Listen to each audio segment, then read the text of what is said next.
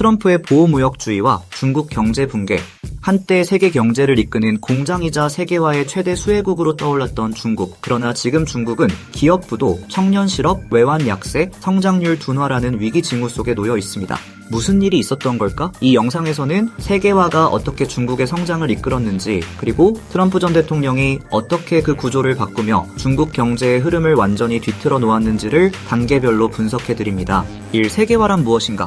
정치, 경제, 사회, 문화 등 다양한 분야에서 국경의 의미가 약화되고 사람, 자본, 기술, 문화, 정보 등이 전 세계를 자유롭게 오가는 현상입니다. 세계화는 기술의 발전, 특히 교통과 정보통신의 혁신에 힘입어 엄청난 속도로 진행됐습니다. 이 과정에서 국제 무역은 확대되고 각국의 상호 의존성은 점점 더 높아졌죠.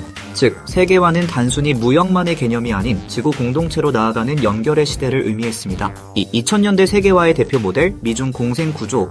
그럼 이 세계화 속에서 어떤 나라가 가장 큰 수혜를 받았을까요? 바로 중국입니다. 덩샤오핑은 중국의 문을 열고 저임금 노동력, 외국 자본 제조업 특화 전략을 결합시켜 중국을 세계의 공장으로 바꿔놓습니다. 미국은 중국산 저가 상품을 대량 수입해 자국 소비자 물가를 안정시켰고 중국은 수출로 막대한 무역 흑자와 외환 보유고를 쌓게 되었죠. 미국은 소비시장과 자본을, 중국은 생산과 노동력을 제공하는 상호 의존적 공생체제, 이것이 바로 세계화의 대표 성공 모델이었습니다. 3. 중국의 비상, 초강대국을 꿈꾸다. 이 공생구조를 발판 삼아 중국은 단순한 제조국을 넘어 기술, 금융, 군사까지 아우르는 초강대국으로 도약하려 합니다. 중국의 핵심 전략은 다음과 같습니다. 제조업 고도화, AI, 반도체, 전기차 집중 투자 위안화, 국제화 시도 1대1로 남중국해, 핵 원력 확장.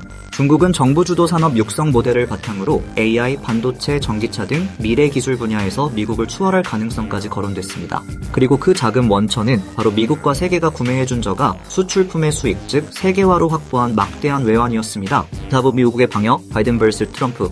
중국이 미국의 기술, 군사, 외교 패권까지 위협하는 수준으로 성장하자 미국은 본격적인 대응에 나섭니다. 바이든, 동맹 강화, 점진적 디커플링. 바이든은 기존 세계화 질서를 유지하면서 미국 산업과 기술 자립을 강화하려 했지만 이미 커버린 중국을 견제하기엔 한계가 있었습니다. 트럼프 세계화 자체 부정, 전면적 단절. 그러나 트럼프는 접근 방식이 전혀 달랐습니다. 그는 세계화 자체를 문제로 보고 공생 관계의 뿌리를 뽑기 시작합니다. 즉, 중국의 자금 원천, 바로 미국과 세계가 구매해준 저가 수출품의 수익, 즉 세계화로 확보한 막대한 외환의 원천을 차단하기 시작했습니다. 중국 수출품에 고율 관세를 부과하여 미국 내 유통을 억제했고 동맹국들과의 연대를 강화하여 그들 역시 중국 제품의 수입을 줄이도록 유도했습니다. 중국의 우회 수출 통로를 차단했습니다. 미국 내 제조업 복귀 및 외국 기업의 미국 투자를 적극 유도했습니다. 또한 AI, 양자 기술, 우주 방위 산업 등 첨단 기술 분야에 대한 미국 정부의 투자 및 민간 기업 지원도 강화했습니다. 핵심 품목 중국 수입 중단 및 투자 제한하고 양자 무역 협상 강화 및 다자 무역 협정 재검토했습니다. 의회 견제 없이 대통령 행정 조치를 통해 관세 등 보호 무역 조치 신속 시행했습니다.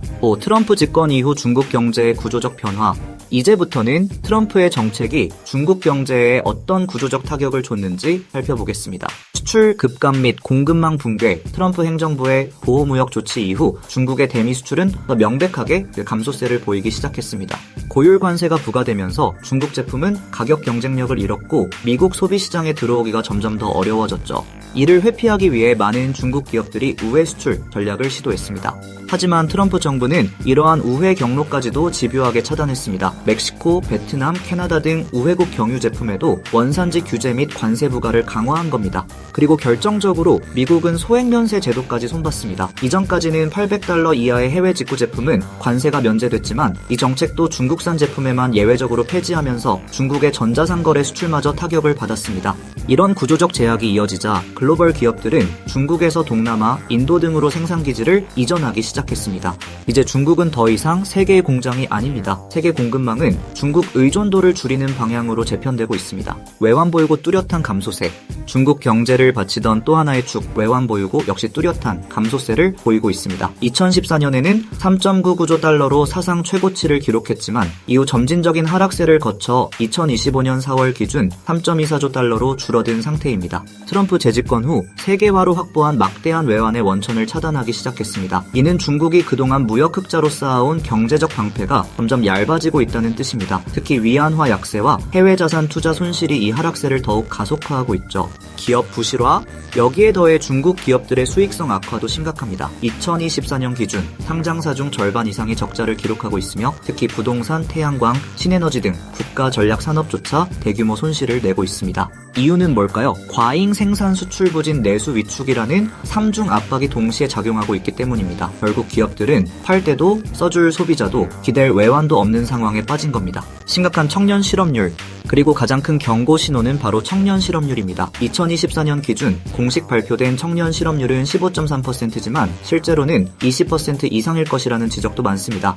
중국 정부는 2023년 이후 청년 실업률 통계를 아예 발표하지 않다가 기준을 바꿔서 다시 공개하는 등 정책 부담을 회피하는 모습도 보였습니다. 하지만 고등교육 확대와 일자리 감소가 겹치며 대졸 청년들의 실업난은 해소될 기미가 보이지 않습니다. 청년층 고용 위기는 단순한 경제 문제가 아닙니다. 사회의 불안정성과 체제 불만으로 번질 수 있는 정치적 리스크로까지 연결될 수 있는 이 문제죠. 성장률 둔화.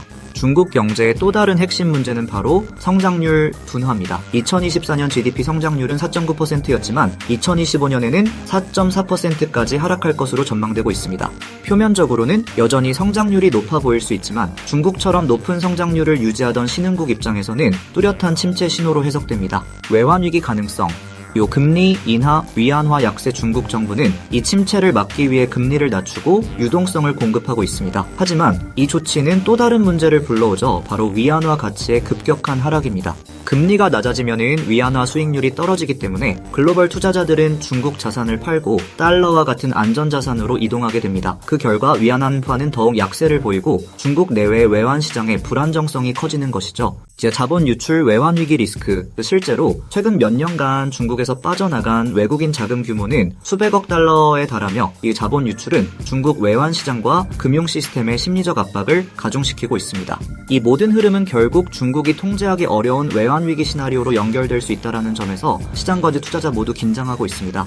특히 미국이 금리를 높은 수준에서 유지하고 있는 상황에서 중국은 국내 경기 부양과 자본 유출 방지 사이에서 딜레마에 빠진 상태입니다. 이처럼 성장률 둔화와 금융시장 불안은 단순한 경기 조정이 아닙니다. 중국 경제 전체의 기반을 위협하는 복합 위기로 점차 전환되고 있는 것입니다. 세계화의 종식과 신냉전의 귀환.